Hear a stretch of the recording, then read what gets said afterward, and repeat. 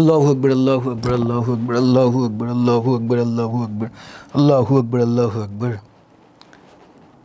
অনেক কাজ করছি, এখন আমার একটু বিরক্ত লাগতেছে, প্লিজ লিভ মি অ্যালোন।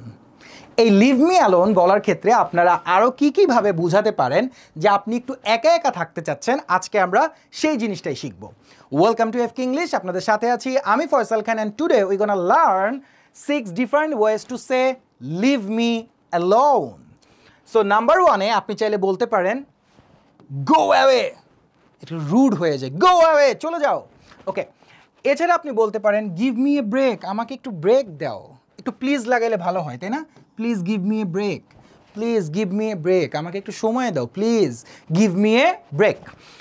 অথবা গেট অফ মাই ব্যাক, আমার কাছ থেকে সরো, দূরে যাও, get off my back.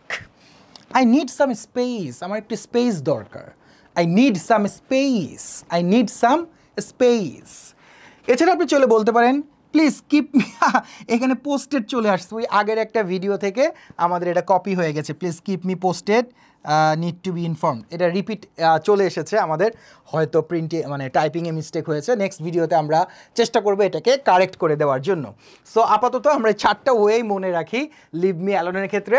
Number 1 go away, number 2 give me a break, and number 3 get off my back, number 4 I need some space, I need some space. Okay, so আজকের 6 different wedge হলো না, আজকে আমাদের 4 different wedge শেখা হলো, 4 different ways to say leave me alone. তো আমার একটা মিস্টেক হয়েছে, so I apologize to all of you. Okay, ভালো থাকবেন, সুস্থ থাকবেন, এবং মানুষের যে কোনো ধরনের ভুল ত্রুটিকে আপনারা ক্ষমা সুন্দর দৃষ্টিতে দেখবেন, এই প্রার্থনাই রইল। আসসালামু আলাইকুম, ভালো থাকবেন, আল্লাহ হাফেজ।